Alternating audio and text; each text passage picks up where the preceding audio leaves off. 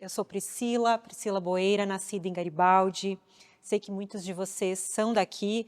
Quem não é daqui, como a diretora estava falando, escolheu Garibaldi para morar, então se torna nossa cidade. E esse trabalho consiste em trazer informações históricas para vocês, para que desperte um amor, uma paixão pela cidade. Garibaldi, Histórias da Nossa História, que é um livro que eu lancei em novembro do ano passado. Este livro, que demorou 3 anos para ser feito, é um trabalho de muita investigação, de levantamento histórico, tem diversas fotos. Eu fiz pesquisas tanto em livros, em jornais, em revistas, em sites, em teses de doutorado, dissertações, arquivo histórico, universidades, conversei com pessoas, entrevistei, tudo para compilar as informações aqui e deixar algo para a nossa posteridade. Então, antes eu quero começar me apresentando.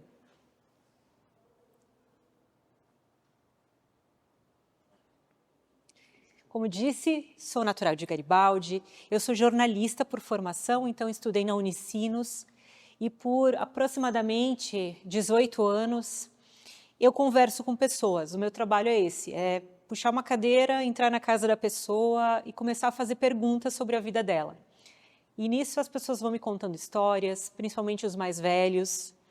Não sei se vocês têm o prazer, têm a oportunidade de conviver com os avós de vocês, muitos já faleceram, mas eles contam histórias do passado e nem todo mundo tem paciência. Então, quando uma repórter chega e conversa com eles, eles se sentem muito felizes, muito gratos. E essas pessoas são a base do meu trabalho. Eu converso com pessoas mais velhas e adoro. Então, eles me contam algumas coisas que só eles viram, ou que os avós viram. São informações bem importantes, bem preciosas. Fiz mestrado em Ciências da Comunicação para aprimorar mais esse conhecimento, técnicas de como a gente pode se comunicar com o público através de redes sociais, através de filmes, através de palestras, de livros, então várias formas de comunicação, que é algo tão importante e precisa sempre no nosso dia a dia, mas às vezes a gente considera a comunicação algo meio banal, mas precisa técnica para fazer algo bem feito e chegar ao público. Pós-graduação em comunicação organizacional, o que é isso? É a linguagem das empresas. Como fazer uma comunicação mais aprimorada para as empresas poderem mostrar para o mundo o que elas têm de melhor. E a experiência como repórter. Trabalhei em revistas, jornais, rádios. Acho que está sem a caixinha de som, né?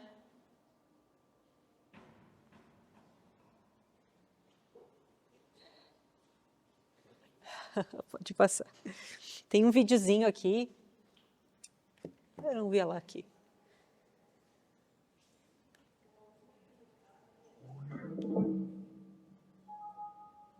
Ali, beleza.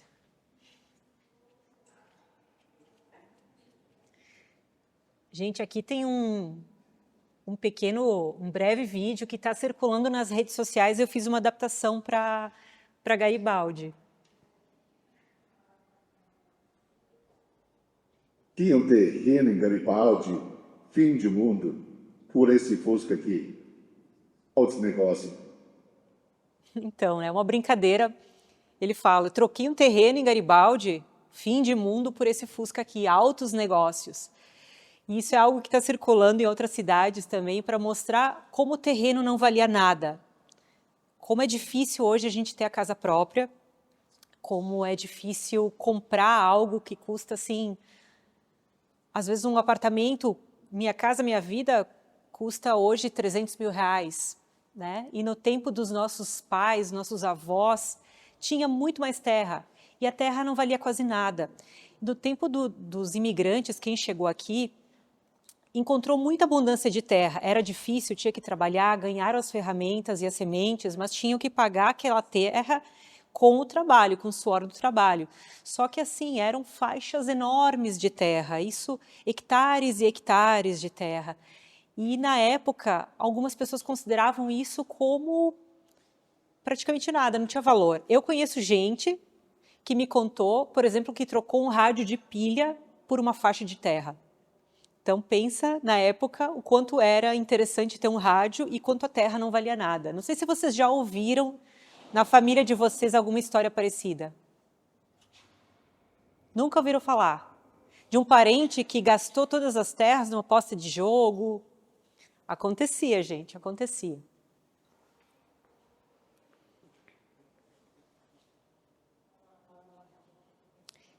E aqui, quando os imigrantes chegaram, em 1875, por isso que nesse ano estamos completando 150 anos de imigração, eles receberam essas terras.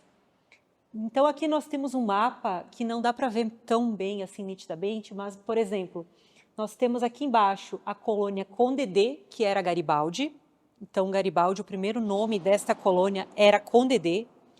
Fazia divisa com a colônia Dona Isabel, Bento Gonçalves, e lá em cima em laranja, a colônia de Caxias do Sul, que era dos bugres, esqueci o nome, mas ficou marcado porque havia muitos indígenas lá, então era assim que chamavam a região.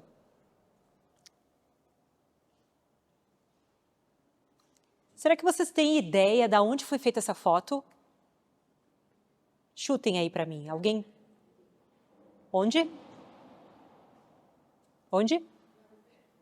Vale Verde. Mais alguém? No centro. Outro local? Alguma ideia? Essa é uma das primeiras fotografias de Garibaldi. E ela foi feita na região da Alfândega.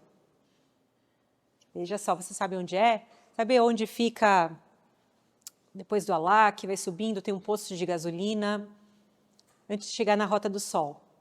Então, deixa eu ver se aqui eu consigo tirar o cursor de cima. Tem um senhorzinho ali no canto esquerdo, ali embaixo, olhando para o fotógrafo. Veja só, essa foto provavelmente foi feita, acredita-se, pelas pessoas do governo, funcionários que passavam aqui a cavalo, a carroça, que vinham para confiscar como é que estava sendo o desenvolvimento da vila. Então, eles vinham de tempo em tempo, tiravam fotos, faziam diários, e eu tive acesso a todos esses diários, principalmente dos responsáveis por confiscar todas as documentações dos imigrantes. Eles eram os consulares italianos. Eles vinham para cá e faziam relatórios e enviavam para a Itália como é que estava sendo o desenvolvimento, como o Brasil estava tratando esses imigrantes. E também mandavam para o governo imperial.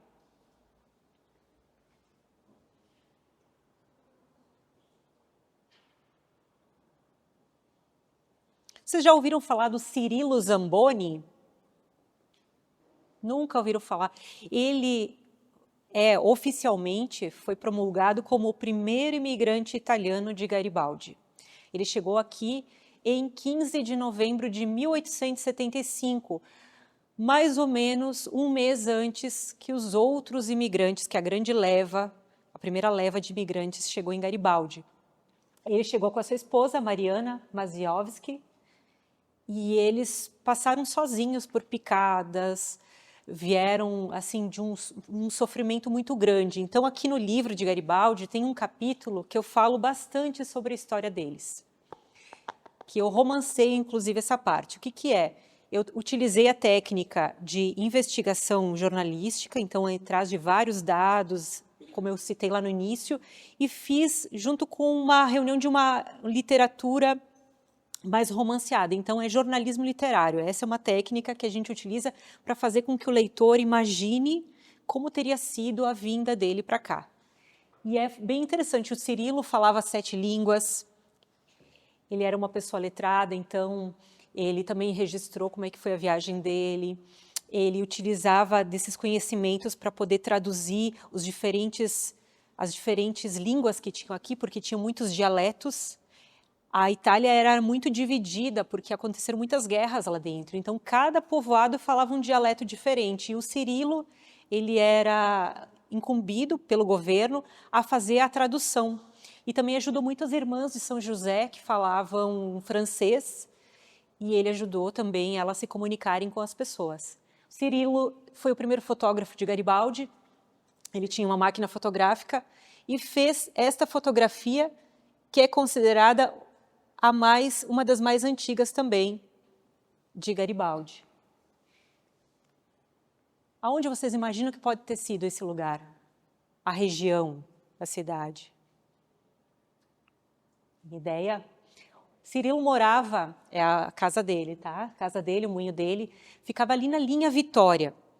A linha Vitória, não sei se vocês sabem, mas depois da Alfândega, passa a Rota do Sol e tem uma região de interior para lá, que é a linha Vitória. E lá ele colocou seu primeiro moinho. E os moinhos eram extremamente importantes naquela época, porque as famílias eram grandes e precisava ter bastante polenta. Então eles levavam os grãos para lá, o milho, o trigo, moíam e faziam a farinha. Ele teve um dos primeiros moinhos e ele fez essa foto.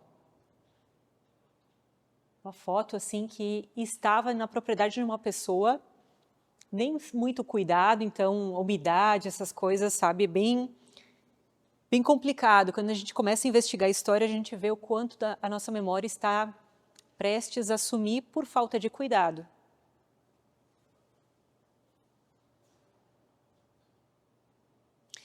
Então, em novembro do ano passado, eu resolvi fazer, na verdade, depois de 3 anos fazendo, lancei o livro. E resolvi colocar isto na capa, esta foto. Vocês conhecem essa casa? Isso, a Mansão Mazzini, né? Que é um cartão postal da nossa cidade, todo mundo tem curiosidade. Vocês já ouviram falar de alguma história diferente sobre lá? Alguma lenda? Todo mundo tem curiosidade, né? Que tem as roupas dentro, isso. Que tem objetos, que tem fotografias, que está tudo preservado, que não pode ser vendido. Tem várias lendas, né? Tem até gente que diz que viu fantasmas, mas nem tudo é verdade. Então, por que eu resolvi fazer isso? Porque eu via que era algo que estava muito no imaginário das pessoas. Em Garibaldi, todo mundo tem curiosidade para saber como é que é dentro. E é proibido entrar, é fechado há muitos e muitos anos, mas também se tinha poucas informações. Quando a gente vai no museu, eles falam que a família não quer falar muito sobre a sua história, quer se preservar. Então, eu fui atrás dessa história para colocar aqui no livro. Esta família é a segunda geração que morou dentro da família da casa da Mansão Mazzini. Aqui nós temos o Heitor Mazzini, que foi prefeito de Garibaldi na década de 50 e 60, sua esposa e os seus filhos. Mas quem construiu a casa foi o Agostinho Mazzini, que foi um pedreiro que veio para cá e como ele tinha conhecimentos muito aprimorados, dignos de um engenheiro, ele foi contratado para fazer muitas construções, muitas pontes na Serra Gaúcha, a nossa igreja matriz. Então, ele fazia muitas construções e foi fazendo muito dinheiro. E com isso, ele construiu a mansão. Na época, para que a herança não fosse espalhada e dividida com outras famílias, caso a filha dele casasse, ele chamou o sobrinho dele, o Heitor Mazzini, para casar com a filha dele. Então, primos se casaram e mantiveram o patrimônio.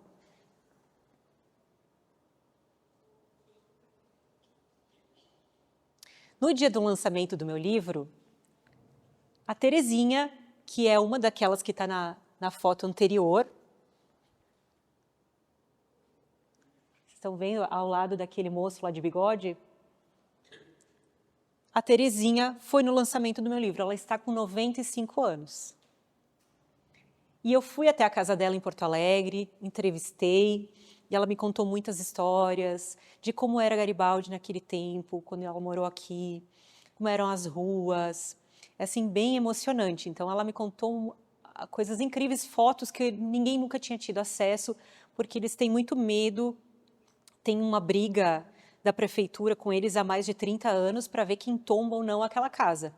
Né? Eles não querem mexer, tem muita partilha envolvida, muitos herdeiros, e a prefeitura quer tombar, mas ao mesmo tempo tem essa briga. Então, eles não gostam muito de falar sobre isso. Consegui finalmente, depois de muita luta, ir lá, e ela resolveu contar muito sobre a história.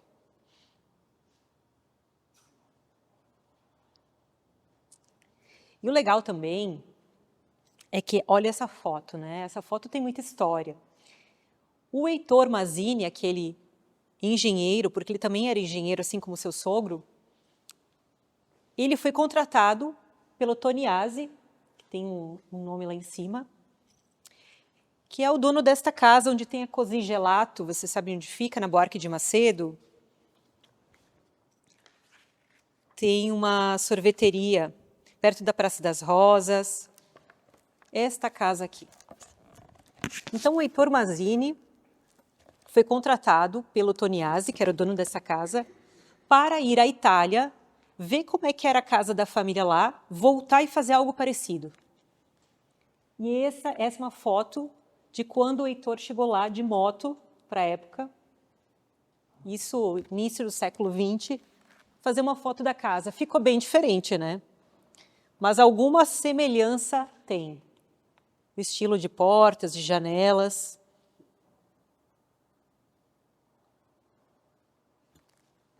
Então, aqui tem o Heitor e com a família Toniasi. Era muito difícil alguém que migrava para cá voltar para a Itália e ter notícias. Às vezes, assim, veio para o navio para cá, a pessoa era como se tivesse falecido, tu não tinha mais notícias, não tinha como ficar mandando informações. Às vezes, tu perdia também os endereços. E para eles foi um grande evento, quando ele chegou lá.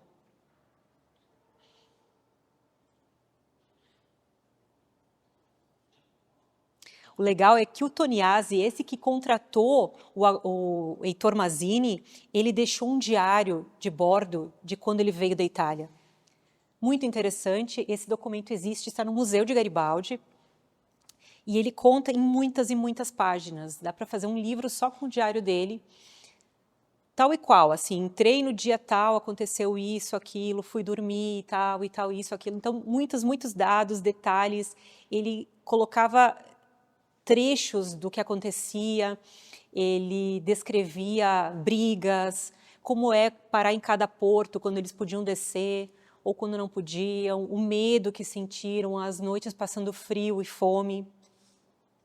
E tem um trechinho que ele colocou aqui para a gente se colocar no lugar dele, como teria sido se a gente pegasse um navio hoje, só com poucas coisas, uma mala, muita coragem, e não sabendo aonde vai chegar. Com um monte de gente, né? Eles iam colocando pessoas e pessoas, uma em cima da outra, dentro do navio.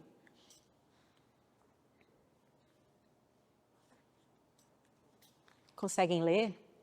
Assoavam o nariz com as mãos, bem a nossos pés, quando estávamos a comer sem perceber-se da imprudência, e estavam cheios de piolhos como galinhas, coçavam-se em suas mulheres, e estas ficavam a matar os piolhos na presença de todos, e este trabalho era feito sem a mínima vergonha, como se estivessem fazendo bordado. Então, para a gente ter uma noção do que passaram. Dentre outras coisas muito pior, né, gente? Quando vocês devem ter ouvido falar que muitas pessoas morreram no navio vindo para cá, estavam doentes, pegavam pneumonia, doenças, epidemias e eram jogados ao mar.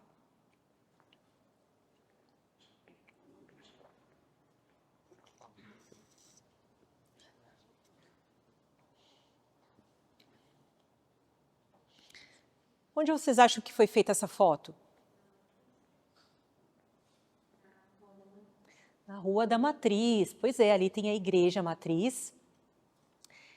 Vocês sabem mais ou menos onde fica o restaurante Benvenuto, né? É como se a gente estivesse olhando mais ou menos dali, ó, do restaurante Benvenuto para lá.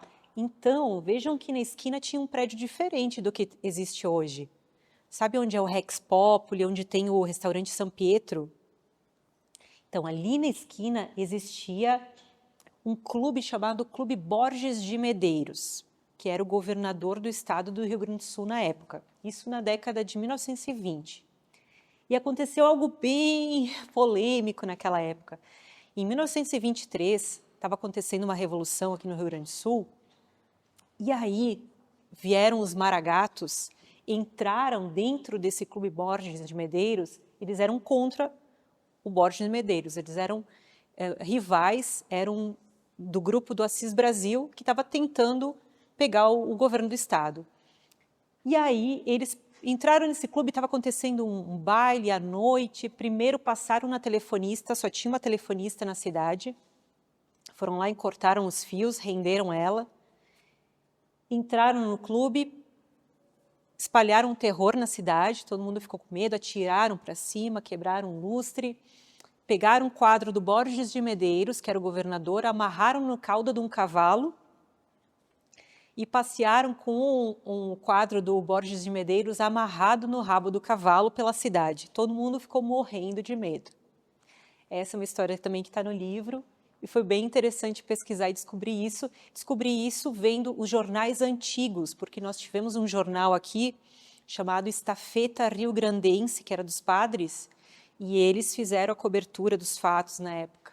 Tudo escrito em italiano, na língua que a maioria dos colonos falava. E aqui nós temos Anita Canini Checon, com os filhos, na frente então do Clube Borges.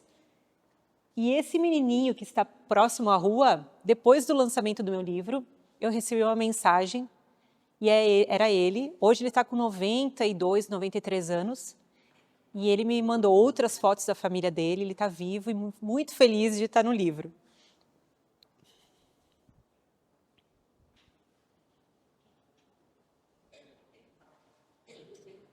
Gente, essa foto, então, é uma colagem, uma foto por cima da outra.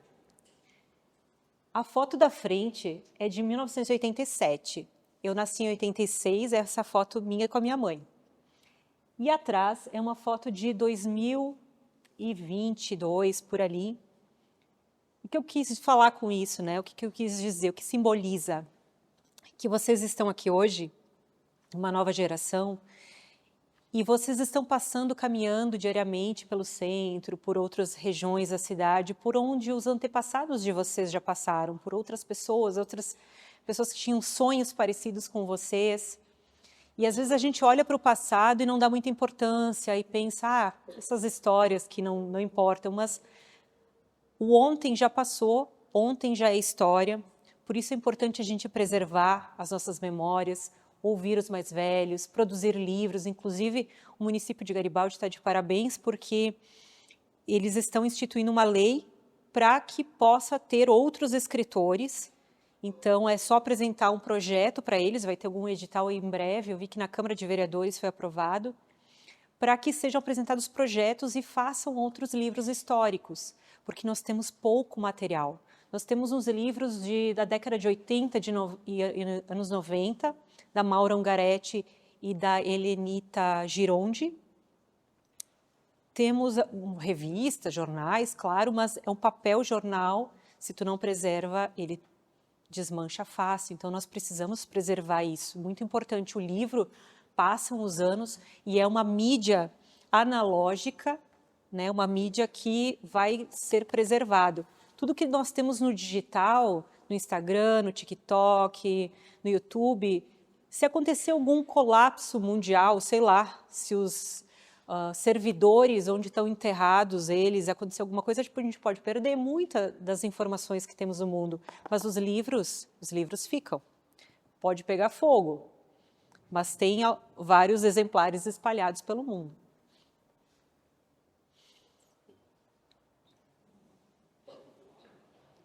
Certo, gente? Então, por isso que eu quero falar com você sobre o que é memória oral. O que vocês acham que é? O que é uma memória oral?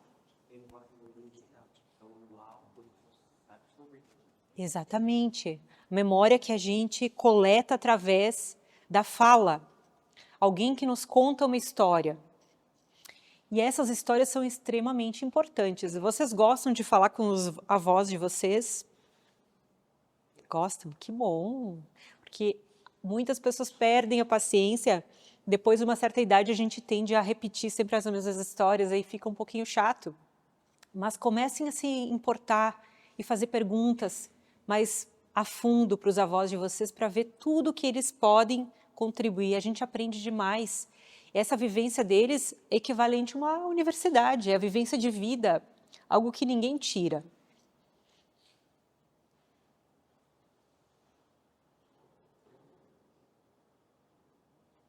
Personagem. Você encantou por aquela personagem, transferiu toda a família Zamboni para a primeira classe. Isso que eu estava te contando. Ele nasceu o segundo filho de Zamboni. Um trecho de uma entrevista que eu fiz com Maria Zamboni. Ela é bisneta do seu Cirilo e ela foi, ao longo dos anos, antes dela, a mãe dela, foi guardando informações sobre o Cirilo, que hoje a família Zamboni tem uma ou duas pessoas ainda, já não é uma das famílias mais tradicionais e tão ativas no cenário de Garibaldi, mas no passado foi muito importante, então eles fizeram muitas coisas e eles foram registrando. Isso é importante no futuro, para a gente mostrar como é importante a gente guardar informações das nossas famílias, porque no futuro pode ajudar a contar a história do nosso município, do nosso país.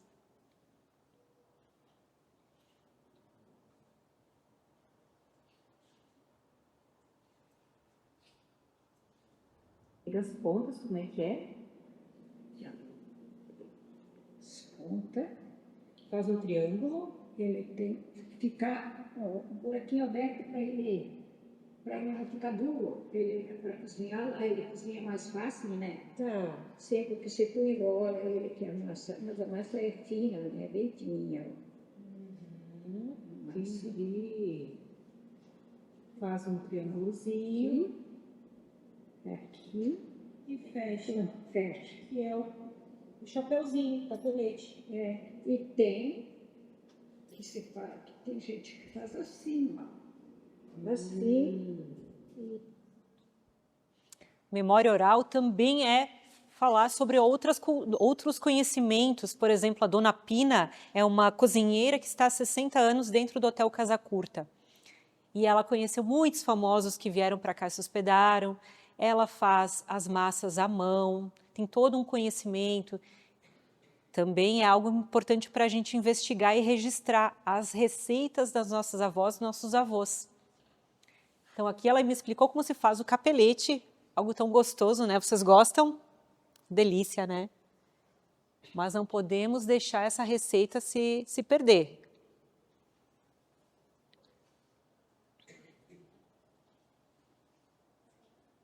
Aqui, a dona Adelina Zopaz, uma senhorinha que fez 101 anos há poucos dias.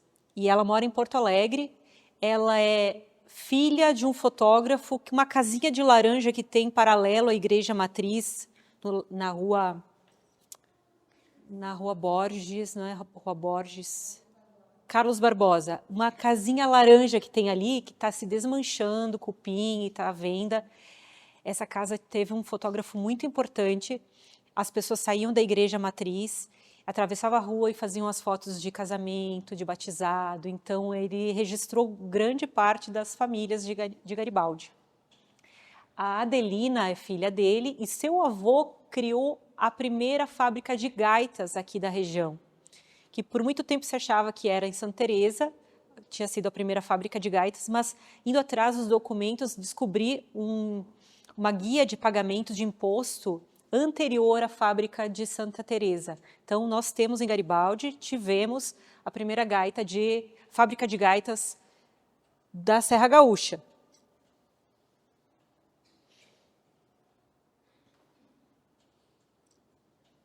Esta galera, você va comprada entre Italia, perché la nonna, mamma del papà, Lupina Piccinini, non mi contenta se tu va a Alfonso Piccinini, io papà, un grande, io che parlo d'Italia, la carriera per il ramo,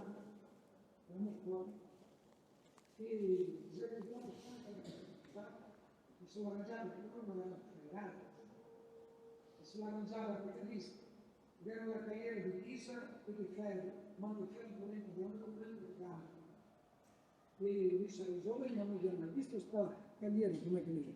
Quando sono andato da Italia, in quella porto casa, ricordo del mio bisnonno. Esse é o Marasca, talvez vocês conhecem ele toca gaita. Ele está geralmente assim, entrevistado na Rádio Garibaldi, ficou muitos anos dentro da Maria Fumaça, fazendo o trajeto de Bento a Garibaldi Barbosa, entretendo os turistas, tocando La Bella Polenta. Ele quase entrou no Guinness Book, que é o livro dos recordes, como a pessoa que mais tocou La Bella Polenta, mas aí não comprovaram e tudo mais. E aqui ele fala em italiano, fala nesse dialeto que agora é língua oficial, e eles contam essa história que vocês viram ali. Então, também, mais um entrevistado. Polenta foi extremamente importante para os nossos imigrantes. Na Itália, eles passaram centenas de anos comendo, como não havia carne, eram muito pobres, desenvolveram até uma doença chamada pelagra, porque se tu come só farinha de milho, sem uma proteína, tu pode ficar com uma doença de pele, que é essa pelagra. Mas quando eles vieram para o Rio Grande do Sul, aqui encontraram muitos pássaros e animais, então tinha caça, então ficou uma alimentação equilibrada.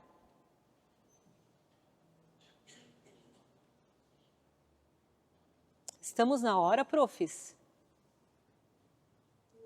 1h53.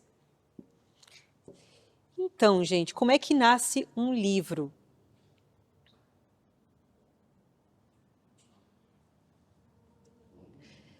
Para fazer um livro, primeiro nós precisamos saber sobre o que queremos investigar. E aí que surge toda uma questão, o que está precisando também, né?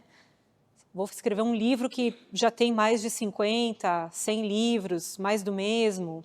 Ou se a gente quer fazer um livro só focado em dinheiro, é aquilo que está sendo mais lido no Brasil, que eu não recomendo muito. Mas o que precisa para a minha cidade? O que precisa para o meu estado, para o meu país? Ou, de repente, um romance, né? Uma história que você imagina que se passe dentro da sua própria imaginação, no cenário de Garibaldi.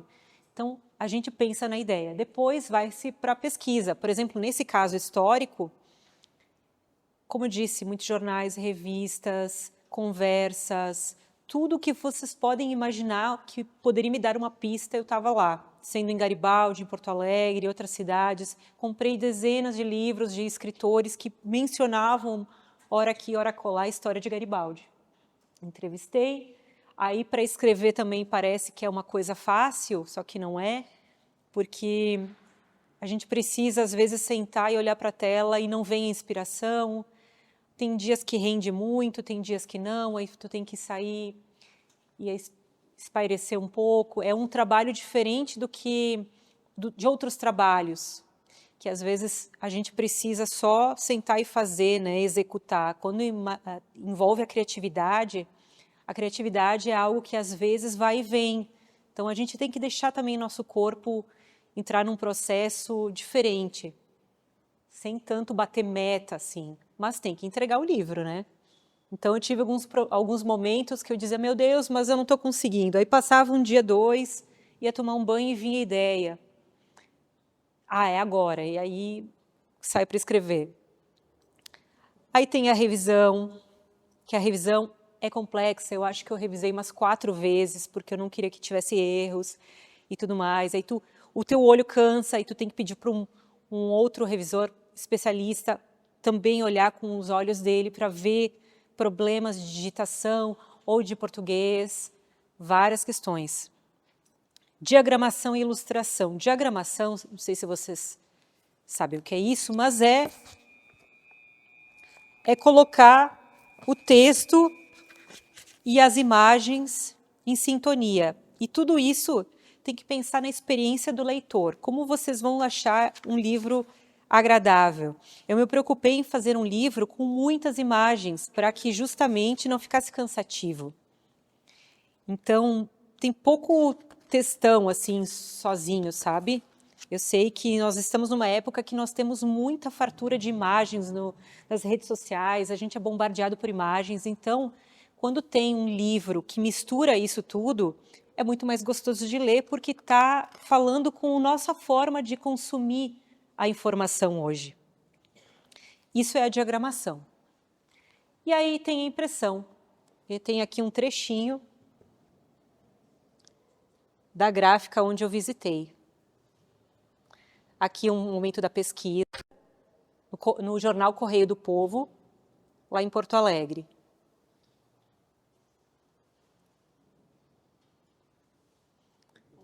Aqui no Fórum de Garibaldi, vendo aquelas questões da mansão, para descobrir o que estava acontecendo no processo.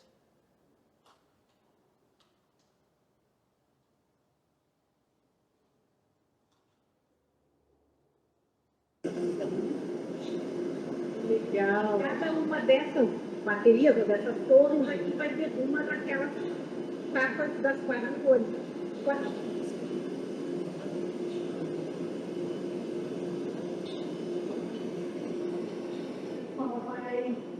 imprimindo as cargas aqui. Para te olhar. Uma lentezinha. Então, aqui é uma gráfica em Santa Maria que imprime milhares e milhares de livros de todo o Brasil. Eles são especializados nisso. É de uma congregação de freis que existe há mais de 100 anos e se especializaram em fazer livros, onde eu imprimi o meu livro.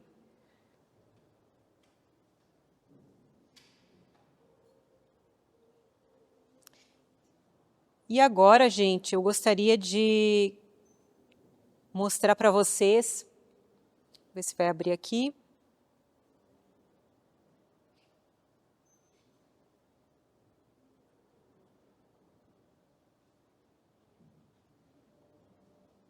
Acho que não vai abrir.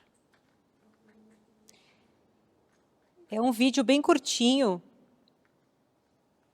Vamos abrir. Que passou na abertura do lançamento do livro. Foi feito pelos meninos que estão filmando aqui, da Verso Filmes.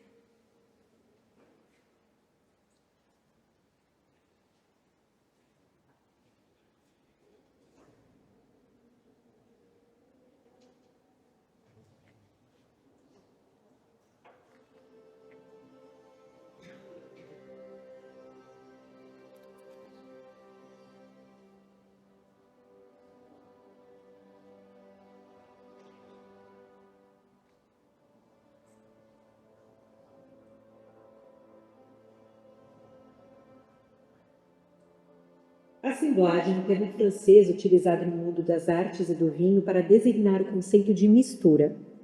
Nossa assemblagem iniciou em 1875 com a chegada dos primeiros imigrantes italianos à colônia Condé e que por aqui encontraram prussianos, suíço-franceses e luso-brasileiros. Foi a partir dessa fusão que nossa gente foi sendo moldada.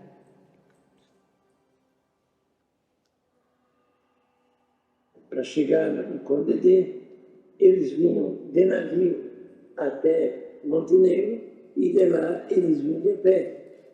Então, como eles vieram para cá, porque esses que vieram em 1870, eles formaram assim um caminho, mas era quase tudo mato, cortaram umas árvores e tal, e até chegar em Garibaldi. Por exemplo, eu via que o meu avô falava que quando eles vieram, eles foram parar onde hoje é Santa Clara. Aí que eles vieram 5 famílias, tinha a criança tinha uma ou 2 nenê. Então, assim, tinha umas árvores muito grosas, eles meia podre, e eles cavaram a árvore assim, uma coisa, e de noite, então, para as crianças dormir, eles botavam dentro daquela árvore, daquele buraco que tinha na árvore. Júlio Lorenzoni foi professor em Bento Gonçalves. Ele conta que quando veio de Montenegro em versão a Garibaldi pela Guarda do Macedo, que é a estrada mais antiga, ela começa em Montenegro e vai terminar lá em Lagoa Vermelha, ele disse assim, que ele chegou de Montenegro a Bento Gonçalves, ele não viu o sol, de tanta mata inconsumível. Então, a mata, para quem veio da Itália, que não tinha mais, isso tudo tinha sido desmatado, não tinha mais, eles veem a mata com um ferro, eles se apavoram com a mata. O Frei Bruno, então, estava lá. Depois, então, de Porto Alegre, foram até Montenegro, também de navio, de novo. De Montenegro, então, vieram para cá com carroça. E é longe Montenegro até aqui, né? Mas, então, chegando, gente, era 23 de dezembro de 1898. Então, diz que os imigrantes e os filhos de imigrantes se colocaram com roupa domingueira para receber as irmãs. Olha, eu fico até um pouco emocionada, porque eu fico me colocando no lugar dela, aquele cansaço, tudo, e aquele povo todo desejoso de não sei o quê, de tudo, porque se colocaram à beira das picadas onde a carroça ia passar e saudavam as irmãs abanando, fazendo palmas, soltando foguetes. Depois, registro próximo, a gente, no caso, eu pesquisei aí em Bento, aí passa pela jurisdição de Bento, né? E aí eu achei até esse registro de 1897, de gaitas, né? Então, é um registro bem antigo, assim. Sim. E, inclusive, a fábrica de gaitas sopras, ela foi premiada em 1925, né? Ganhou medalha de ouro na expansão aqui em Porto Alegre por ocasião de 50 anos da chegada dos imigrantes aqui no Brasil. Né?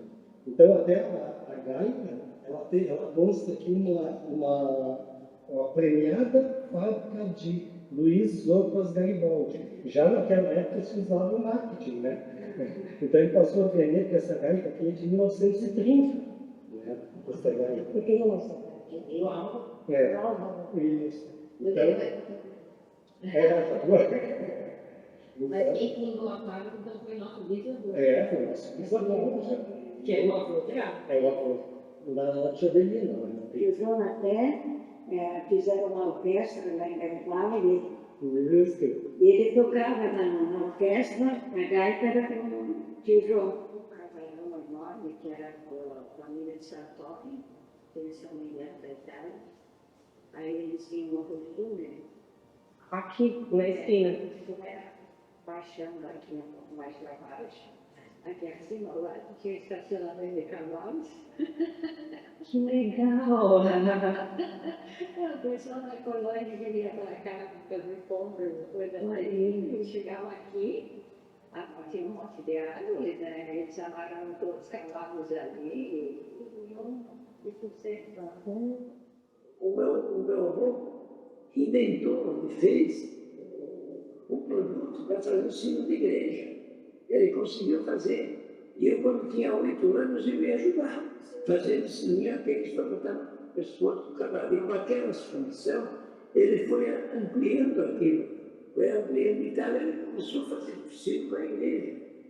Enquanto isso, eu tinha me lembro dessa afirmação, me lembro da visita ao fim de presidente Figueiredo, e que eu vou lhe contar esse outro episódio interessante.